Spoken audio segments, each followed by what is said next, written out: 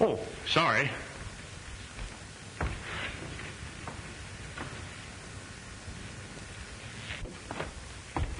Oh, I gotta see the chief. Oh, but this is important. McNeil won't mind, will you? No, he won't mind. Well, I thought I sent for Lieutenant. Well,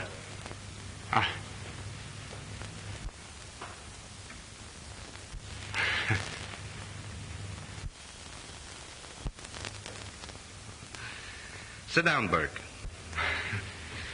Thank you. What's on your mind? Maybe I can help you. Possibly it's about my daughter. Yes, Diana has promised to be my wife, and we want your consent. You have it. But Diana wants she gets. She said she wouldn't think of marrying me against your wishes. I was afraid that you'd want her to marry Dave Graham. Professor Graham is a very fine man and a successful criminologist. Yes, sir. He's all of that, and that's the reason I was afraid I wouldn't have a chance. I'm only a lieutenant. You know, Danny, I think you're going to be successful, too. I don't know anything about your family, but I've had my eye on you ever since you came on the force. With a wife like Diana, I'm sure I'll reach the top. Perhaps I better warn you to look out for your job. I've got my eye on that badge you're wearing. Well, keep your eye on it. You may get it.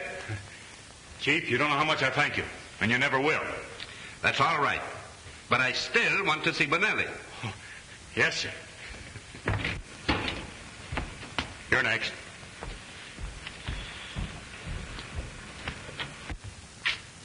Good morning, Chief. Bonelli, there's too many brawls in your district lately. Almost every night there's a knifing. You know, I got a tough district to handle, Chief.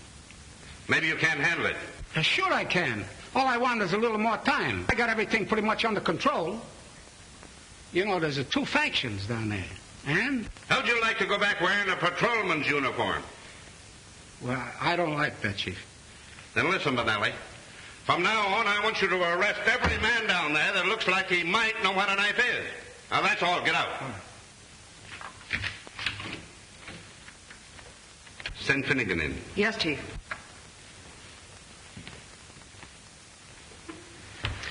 Maybe you can hear better standing up. Finnegan, I've had my eyes on you for months. Politics is not going to keep any man's job on this force as long as I head it. Now, I'm warning you, Finnegan. Keep your nose out of politics or I'll break you. I know what's running through your mind. You're thinking I won't be long on this job. Well, maybe not. But while I'm here, there'll be no interference from shyster lawyers or underworld bosses. Well, maybe I can give you some advice. I don't want your advice. Now get out of here.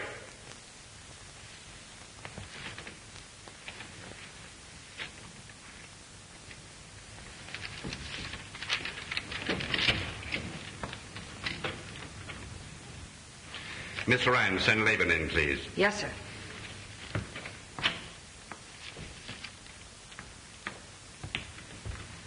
Levine? If you don't mind, Chief, it's Laban. Well, whatever it is, you've been heading the vice squad for some time, and I understand that you're building quite a pretentious home on the salary you draw. And the police commission is noticing it, too. My grandmother died last year in Paris. She left me the money. You may have to prove that. Yes, sir. I'll bring the lawyer's letter to you.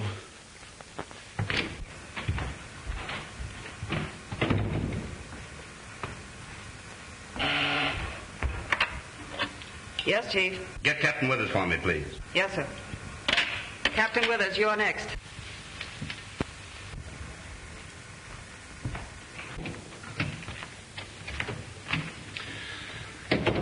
Hello, Bill. Hello, Jim. Sit down. Bill, I'm going to relieve you of that precinct job. You're going to head the gambling detail. How about Phillips, Chief? I had him on the carpet. It's noised around that there's a payoff. Jim Phillips wouldn't take a dime of dishonest money. But this will break his heart. I have a lot of confidence in Phillips, but I don't want him to remain where he'll be framed by a bunch of crooked gamblers. Phillips won't understand. He'll think you're breaking him. He's sort of bitter at times. That's my worry. I can handle him.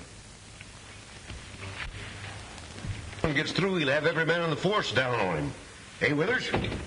I guess the chief knows what he's doing. And maybe you benefited by it. That's why you talk that way. Listen, Perkins. Officers who have done their duty don't have to be nervous about what the chief does. He's got the whole department boiling. There's a dozen fellows would like to be pallbearers at his funeral. Miss Ryan, will you come in, please?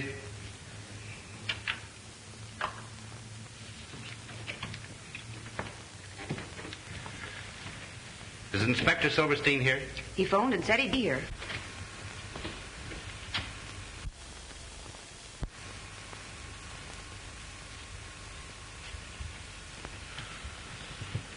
What is it, a shake-up? Shake up and down. As I was saying, Mary Ryan's got one of those red-hot Irish tempers. And as a policewoman, she packs a gun. If Sullivan thinks he can go gallivanting around with her daughter late at night and bring her in at all hours of the morning... Kathleen Ryan's the chief's secretary. And they...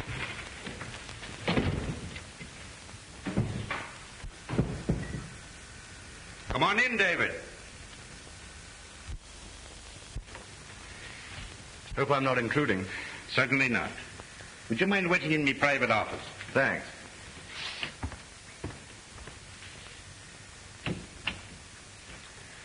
Inspector Silverstein. Come here, please. You have been tried and found guilty of absenting yourself from your post out leave. Now, I'm warning you. If you should let this happen again, you will be severely punished. Well, you see, Chief, it was Rebecca's anniversary, and actually we had some people over for dinner, so Now. That all came out in the hearing. Take your place among the officers. Gentlemen, I am proud to say that we have one of the finest police forces in the country.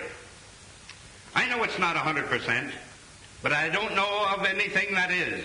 I have seen fit to make some changes today for the benefit of the department in general and officers individually. Some of you may not like it. If not, I'm sorry. I want to congratulate you on having solved a large percentage of crime. Furthermore, I want you to make this town so hot for the crook that he'll find it an unhealthy place to nest in. Do your duty. And as long as I head this department, your jobs will be safe. That's all.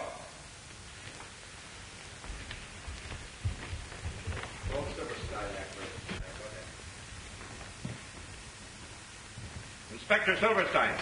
Yes, sir. Come here.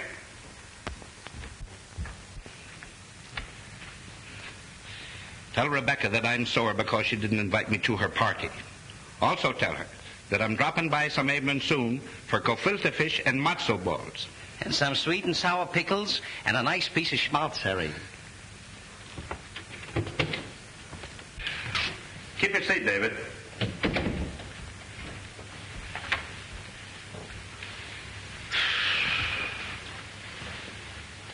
Will you have a cigar? No, thanks. I prefer my own. Here, try one. Thanks. Oh, you're still making them yourself, I see. Of course, my pet hobby. But then, you see, I come by it naturally. My father was a cigar maker. I learned the art when I was a kid, working in his factory.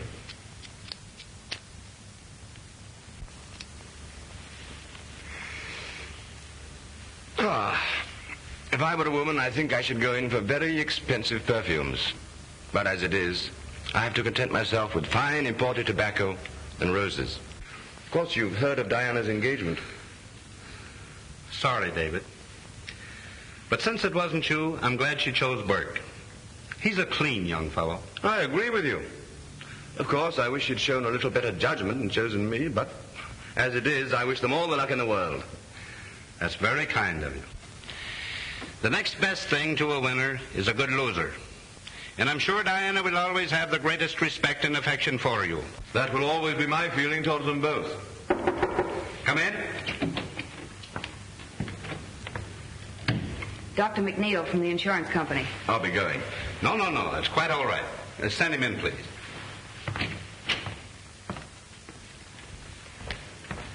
Hello, Mac. Sorry I had to have you come down here.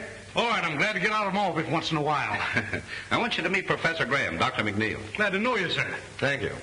Pleasure's mine. Professor Graham is a very successful criminologist and scientific detective. He's quite a booster of mine. And deservedly so. I've heard a lot about you, Professor. In fact, I've read of some of your marvelous crime solutions. Well, hasn't anybody a good word to say for my ability? From what I heard out in the hall, you rate pretty low as the chief. And from what I know of police, they like to do a lot of talking to other people, but they can't take it themselves. This is going to be fun. Come along, Doc. Let's operate. Huh? Thanks for the help, Professor. All right, sit down. And let's try the old pump. Hitting on 16 cylinders. I will try the blood pressure. There you are.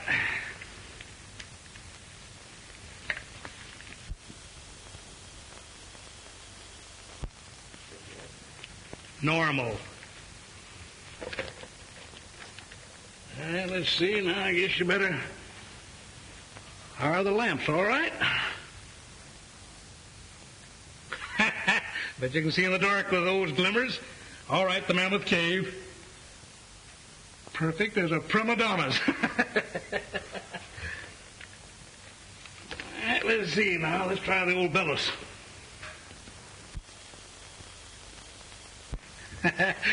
Good enough for a blacksmith's forge. You sure I'm not too good to live? I know. Those kind die young, Chief. You've passed that mark. Well, Chief Sullivan is very busy at present. Will you leave your name? Is it extremely important? Well, just a minute, please.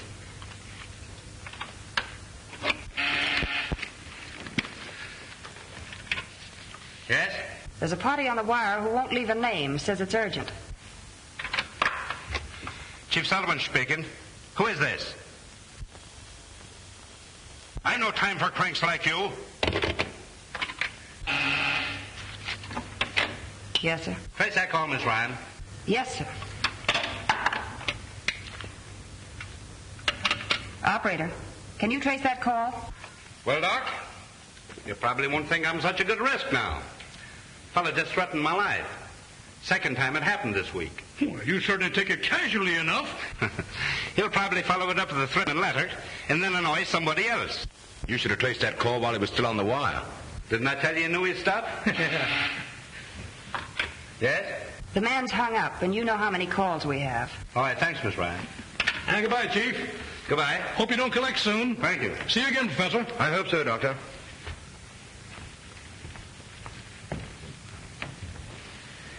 Say, Graham, what about giving us a lecture tomorrow? Tomorrow?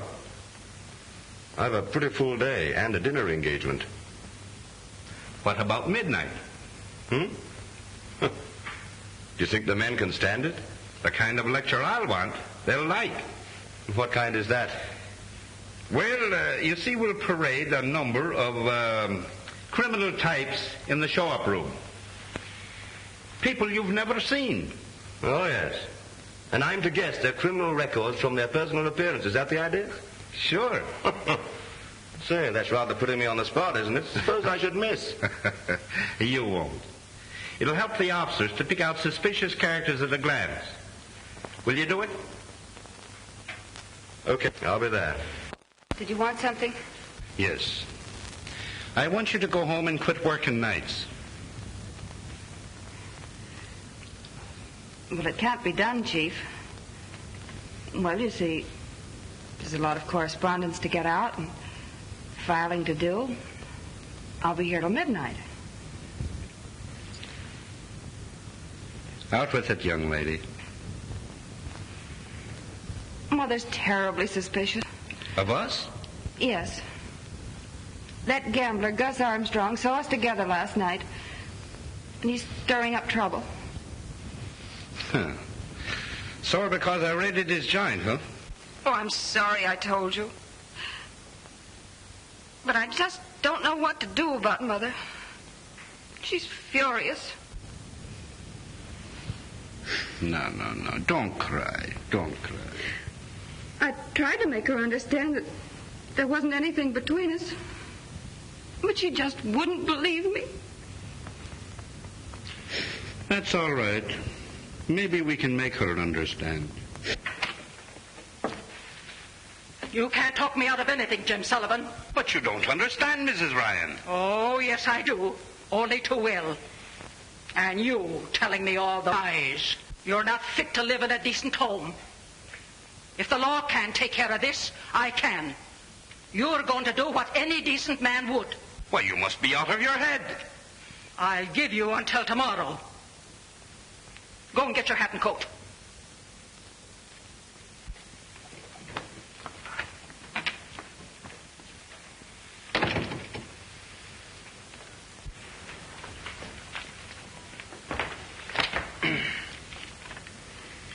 Calling car 71, car 71. Go to 22nd and St. Anne Street. 22nd and St. Anne Street. A barking dog.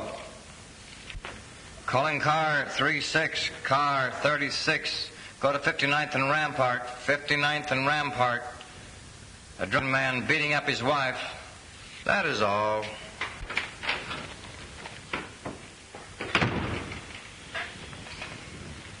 Hello, Dan. All right, Jones. What's doing? Oh, just enough to interrupt a good story. Barking dogs, crowing roosters, fainting woman, 3 prowlers, guys beating up themselves, half a dozen drunks, and cat up a phone pole and won't come down. Oh, but that looks funny. What looks funny? Half a dozen drunks and a cat up a phone pole. Must be a polecat. Oh, you're pulling something on me, huh? Here's something interesting. Calling car 22, car 26, car 31, car 47. Disregard all other calls. Go to 72nd and D Street, 72nd and Weaver Street. Bank holdup. Bank holdup.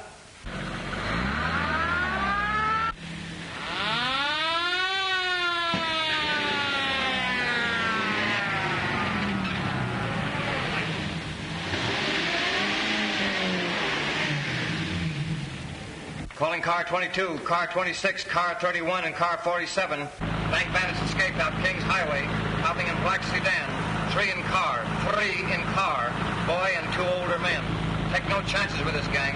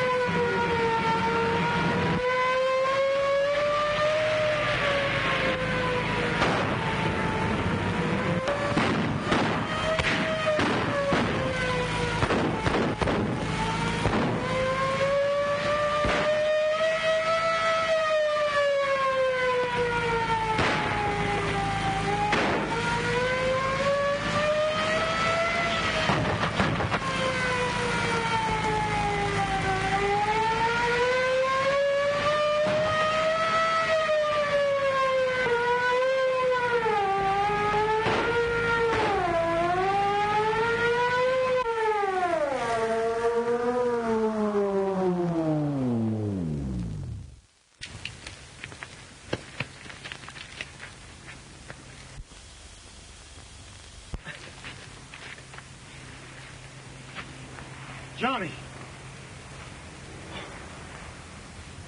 Take a look at those other 2 fellows. All right.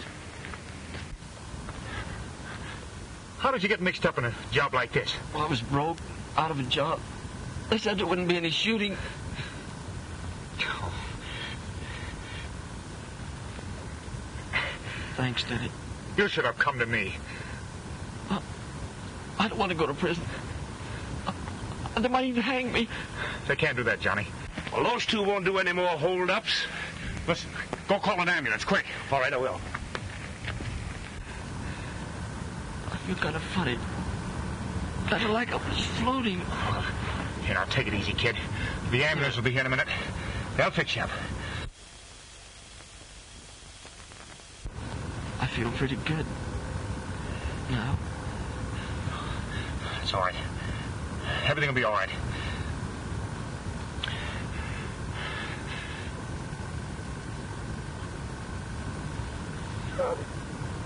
Johnny.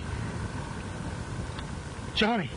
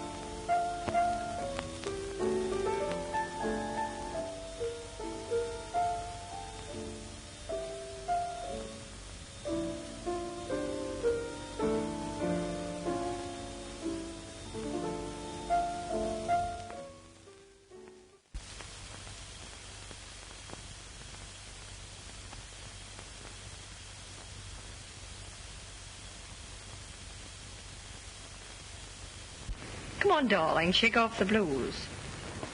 You know, you're an engaged man. Diana, I went through something today that doesn't make me feel exactly cheerful. A young fellow was trapped with a bunch of crooks. He was shot and killed. I understand how you feel, darling. He was only a kid. Told me it was his first job, but he was broke. You know, I'm glad you feel that way, even about that kind of a boy, but you'll get over it, won't you? Well, it's late. I must be going. That's Father.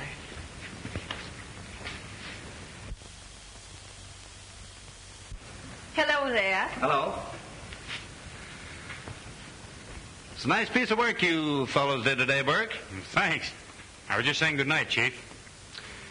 Would you mind waiting a few minutes? I'd like to talk with you. Well, I'd be glad to. I'm a little tired. Will you excuse me? Surely. You run along and get some sleep. Good night, Father. Good night, Jane.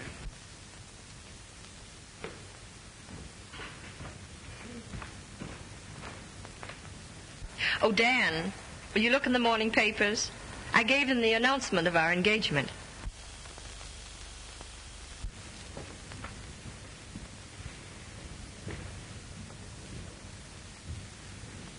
Sit down.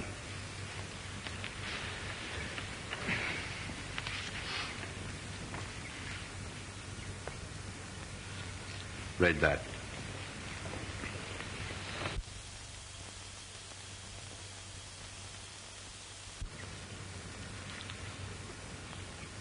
Of course, Dan, you'll release my daughter from the engagement. Release? Release Diana? Yes. 'Tis the only honorable thing you can do. But I love her.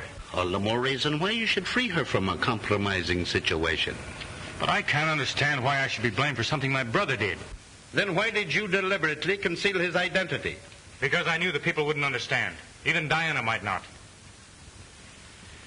I like you, Burke.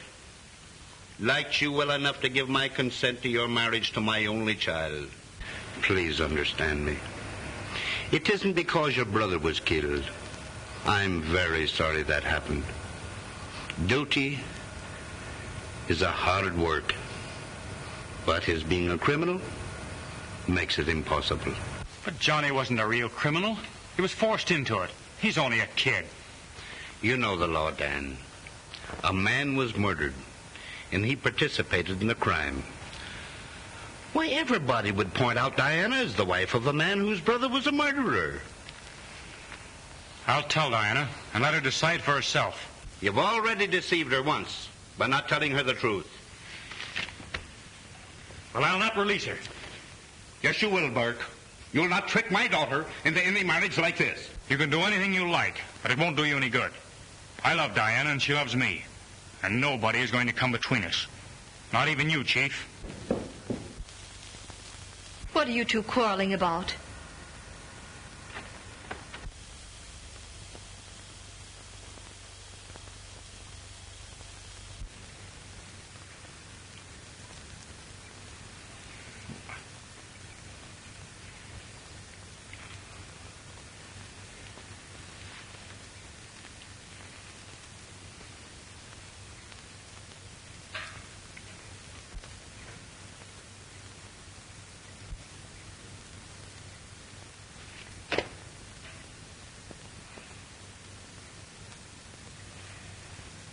Your father is asking me to release you from our engagement.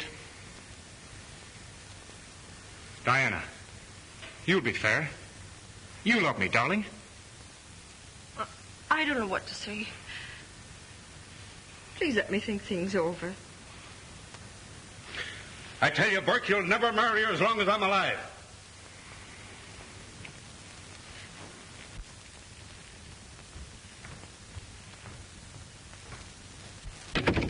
Oh, Dad. Dad, please be reasonable. Let me work things out in my own way. I don't want you to marry into a family with a criminal record. It isn't that, Dad. What hurts me is that the man I love tried to deceive me before our marriage. Diana, why don't you pack up and take a little trip somewhere? Bermuda, Miami, or anywhere. No, darling, I think I'll just go out for a little ride, and don't you wait up for me. It's not safe for you to ride around this time of night. That's not very complimentary to your department's efficiency, is it? You're not going to see Dan Burke? No. No, I'm not. And that's a promise. All right. Good night, dear.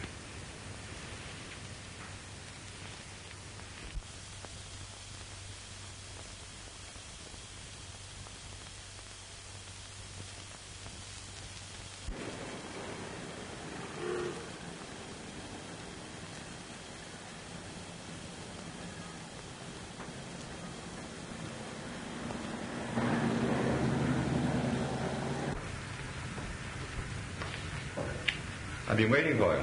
Expecting me? Doesn't it look like it?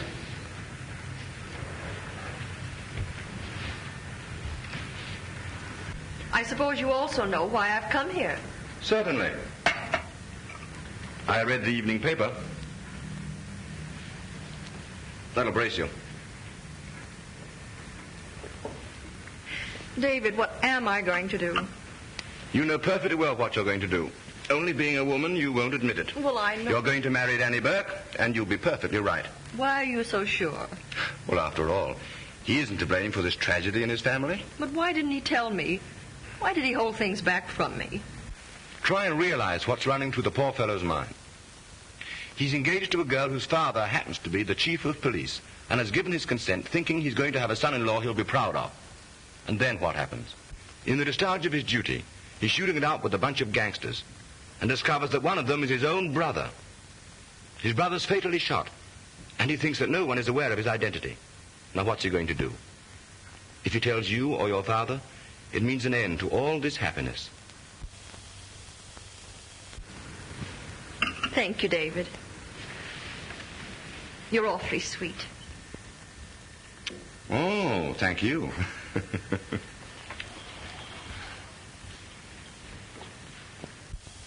You know, as a matter of fact, all this explanation business was entirely unnecessary. What do you mean? You would have made the same decision through the proverbial intuition of your sex. Good night. Good night, dear.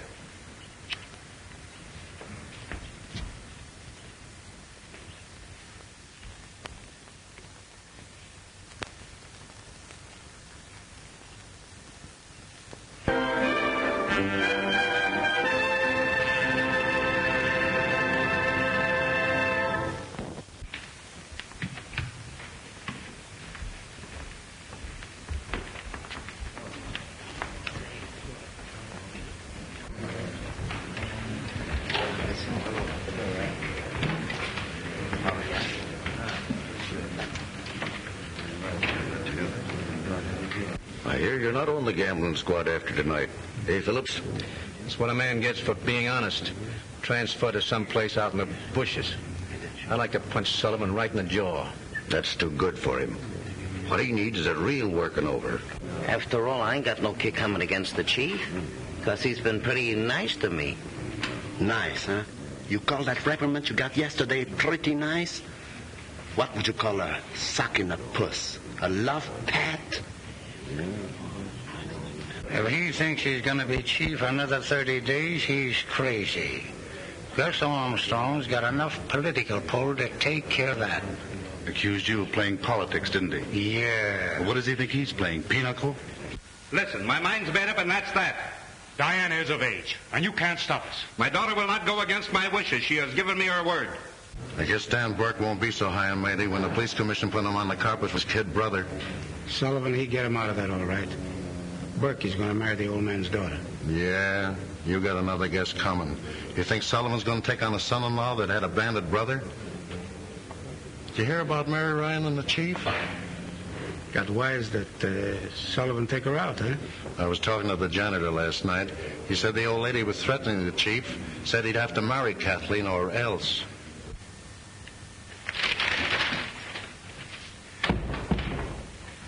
Hello, Miss Ryan. How do you do, Miss Sullivan? Is my father busy? Lieutenant Burke is with him.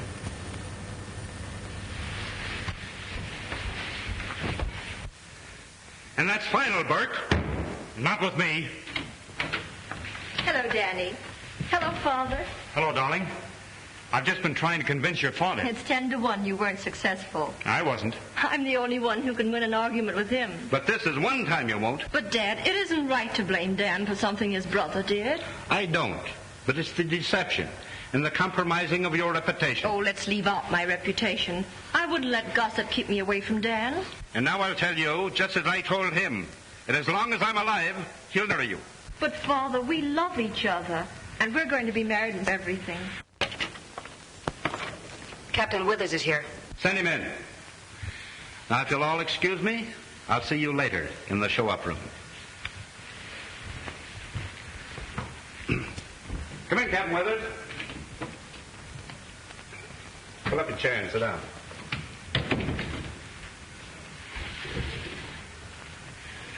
You saw the newspaper stories? Yes, Chief. I want you to tip me off if Burke and Diana try to get a marriage license. Diana's hard-headed and self-willed.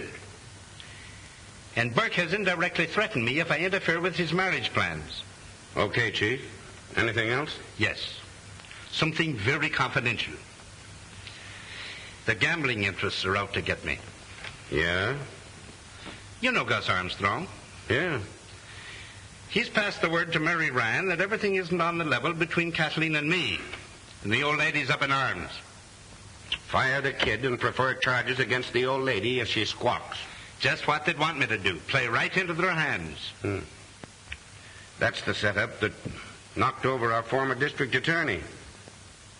What are you going to do about it? That's your job, Bill. Just what is there between you and Kathleen? I'm very fond of the girl, but not to the point of marrying. But she thinks she's desperately in love. Armstrong has all the details, huh? Yeah. Mary Ryan actually threatened you? If I didn't marry her daughter. Besides Burke and the Ryan woman, I've had numerous threats by phone. Any idea concerning those? Chuck Finnegan's pretty chummy with Armstrong. And there's a lot of others sore on account of the changes made in the department yesterday. Well, I'll see you here after Graham's lecture. Yes. I have an ace up my sleeve. All right, thank you.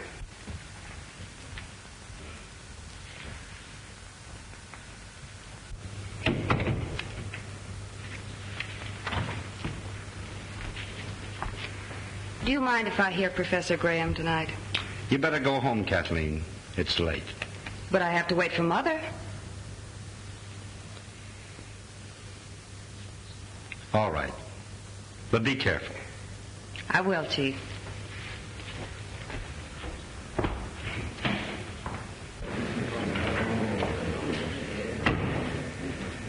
You've been pretty white about this situation, Graham. I want to thank you.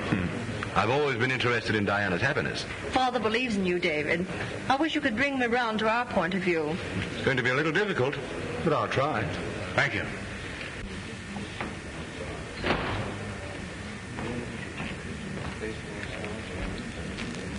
Professor Graham, would you mind sitting over here next to Chief?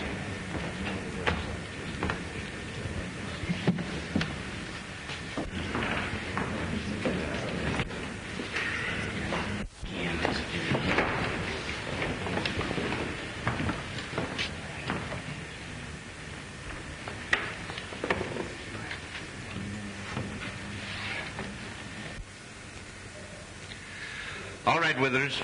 Introduce Professor Graham. Okay, Chief.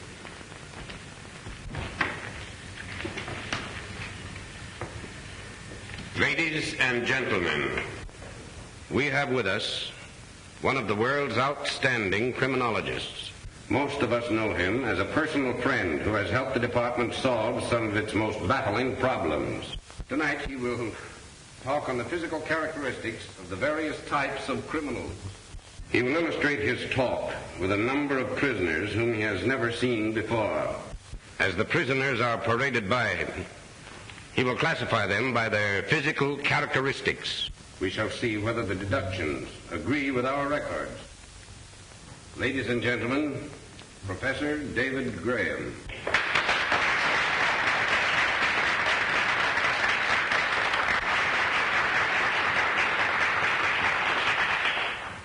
Ladies and gentlemen, I'm afraid that Chief Sullivan has rather put me on the spot. However, I'll do my best to justify his opinion of my ability. All right, Captain Withers.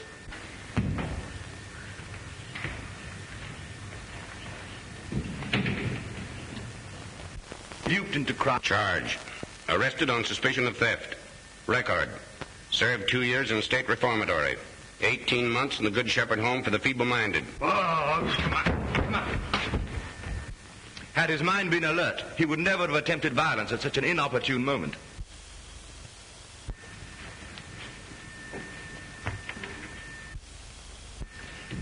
This type plays a major role in modern crime. Note the thin, sallow face, the listless expression and shifting gaze. He is a very dangerous individual and will commit any crime. He's a drug addict. Charge. Arrested for violation of the Harrison Narcotic Act. Now under arrest on suspicion of gang murder.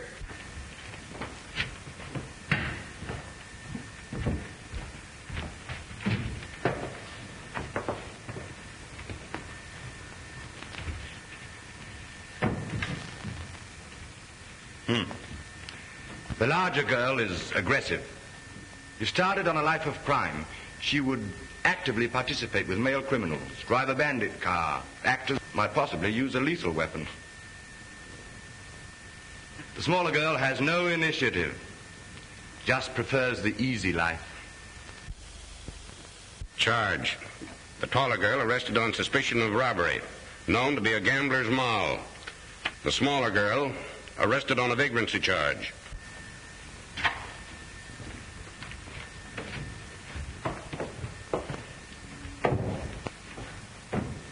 He's a very dangerous criminal. Specializes in widows and orphans. Always has a safe investment. Yes, safe for him. Popularly known as a con man.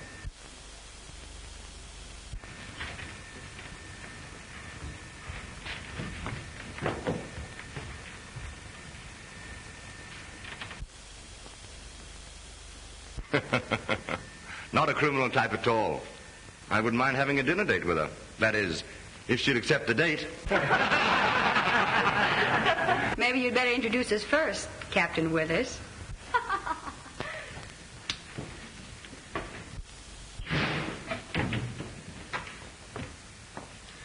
Professor Graham, my daughter, Mary. How do you do? I'm happy to meet you.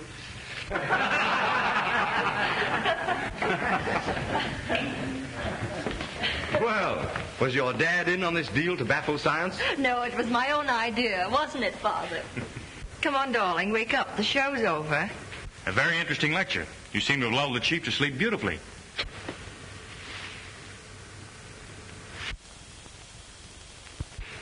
Oh, he's dead. I think she's right. Dr. Kelly! Dr. Kelly! The chief. Must have been instantaneous. Has he had previous... Why, I don't... Lock the doors. Back your seats, everybody. Don't let anyone leave this room. Oh, hand me a glass of water, please.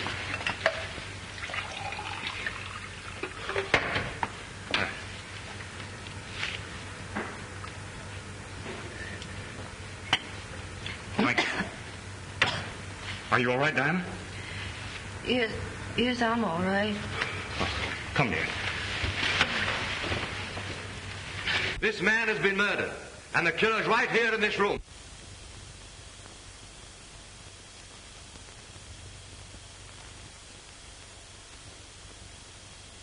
Back your seats, everybody, and lock those doors. Steady now. We'll sit over here.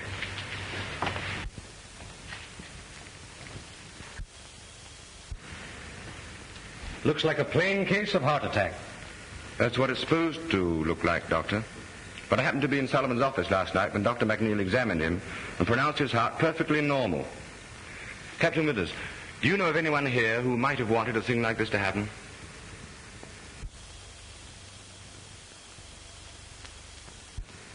Yes, a dozen of them. Including a woman. Stay away from there. He's no good to you now. Clue number one. I'd have been willing to sign a death certificate without an autopsy. I'd have said angina pectoris. But I detect different symptoms now. What would you say, offhand? Complete and instantaneous paralysis of the respiratory organs, with possible brain hemorrhage. Might be the work of some poison, Graham. Do you know the poison that would work this? Yes, just one. In civilized countries, it's known only to a few chemists and scientists. It's distilled by jungle Indians from the upper reaches of the Amazon. Fierce little pygmy tribes with only the crudest of weapons. They dip their darts into this poison and then propel them through blowguns. Since Chief Sullivan was seated in the front row, the dart, if there was a dart, must have been fired from back of him. It ought to be easy to determine that.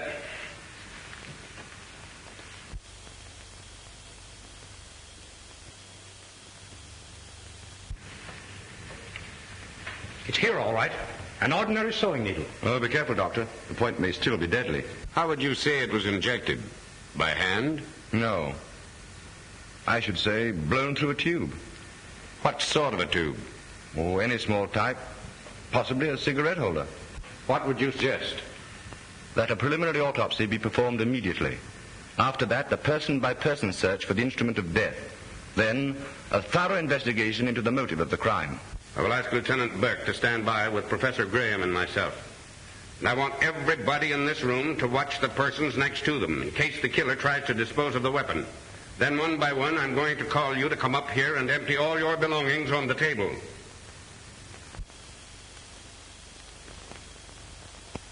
Each of you who has any knowledge of a possible motive to write it down on a slip of paper which will be handed to you. You need not sign your names.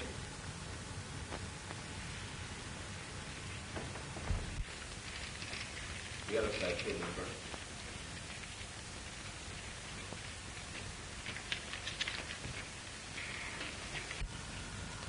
Mary Ryan had made threats against the chief. That's right.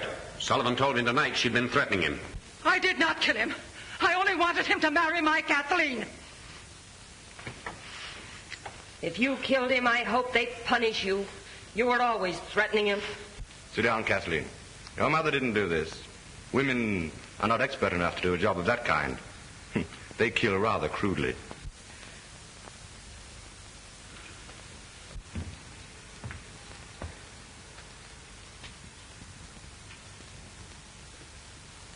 Captain Perkins, you were overheard saying that you would like to be a pallbearer at the chief's funeral.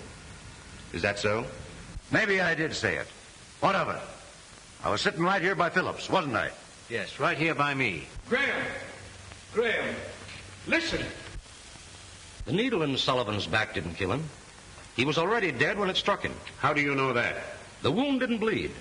Circulation had stopped. The slayer was not directly behind the chief. I can show you just exactly how it was done.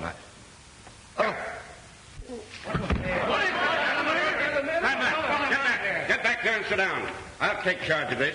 Francie, Davis, carry him back to his room. Come on, grab his shoulders. Easy. Now listen.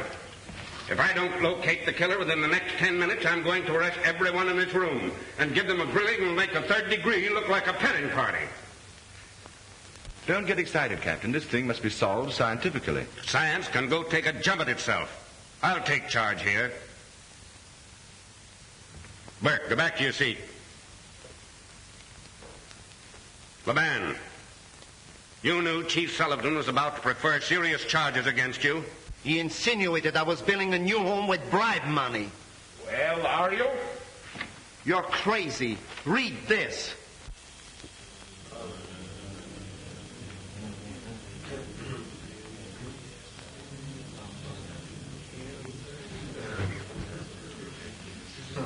I told the chief I'd bring a letter to prove that I inherited the money.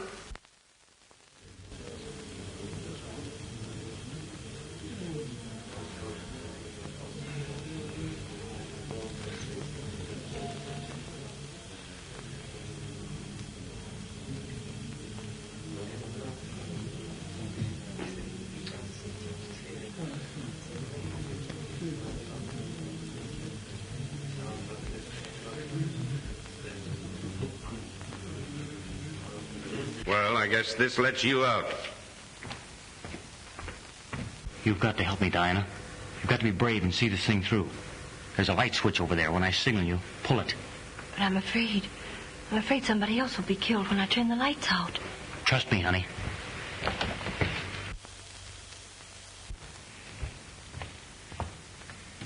Graham.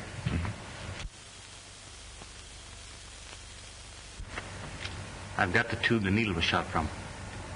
Oh, you have you? And also the perfect solution to the crime. So have I. All right, take him with us. There's your man. What? Burke, you're under arrest. Oh, just a minute. Turn on those lights. Turn on those lights.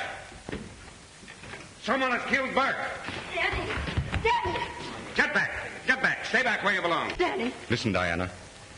He killed your father. He killed him because he was opposed to your marriage. Then he killed Dr. Kelly to cover up the first crime. You see, he'd known for the past half hour that I had the evidence on him. He took the only way out. Killed himself with his own poison. You'll find the deadly tube in his pocket, cleverly concealed in a cigar.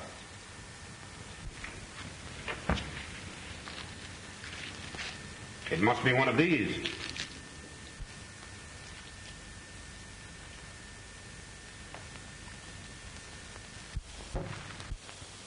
You see? Well, I don't think you need much more evidence. You might as well dismiss the others.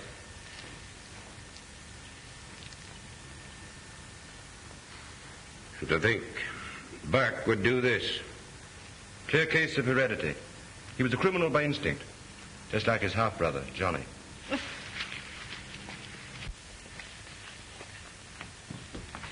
Take your hands off that girl, Graham, and keep 'em up high off that cigar. This looks too much like the cigar you planted on me. I knew you'd try to shoot one of your poison darts at me when you learned I had the goods on you. That's why I put the glass tabletop between us when the lights went out.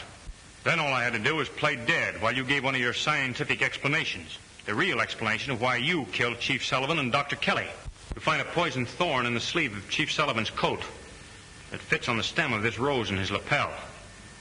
Well, what gets me is why he fired the needle in the chief's back when he was already dead. Evidently to plant suspicion on somebody sitting behind the chief. That somebody being myself. This is the cigar he had when he tried to kill you, but there's no metal tube in it. Then there must be a hollow tobacco stem in it that would be consumed when he smoked. Didn't I tell you last night that a mere man hasn't a chance against a woman's intuition?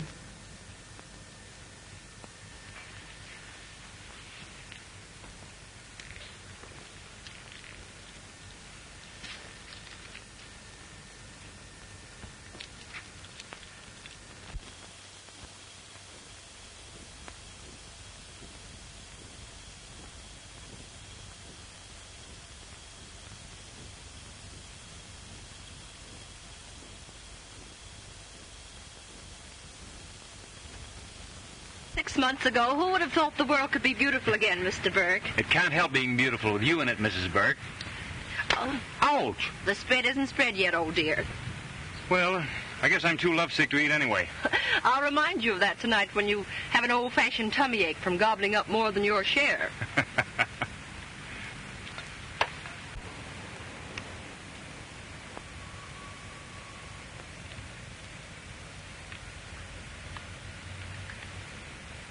Gee. Well, what's the latest sensation? Oh, nothing. What are you reading? Nothing. Skip it. Let me see. Now, listen, Oh, come on. I want to see it.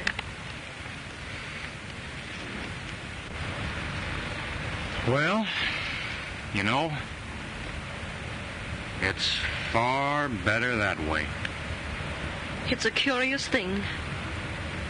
Terrible as his crime was, somehow I never wanted him executed. Maybe it's because I can't forget his good side. His gentleness.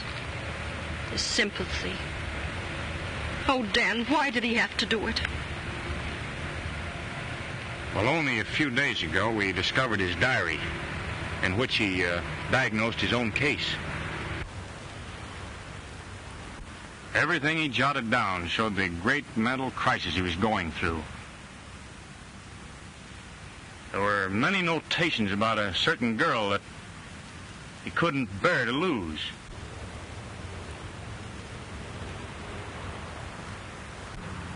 Well, his mind became possessed with the idea of staging a perfect crime to defy solution and enable him to win back this girl.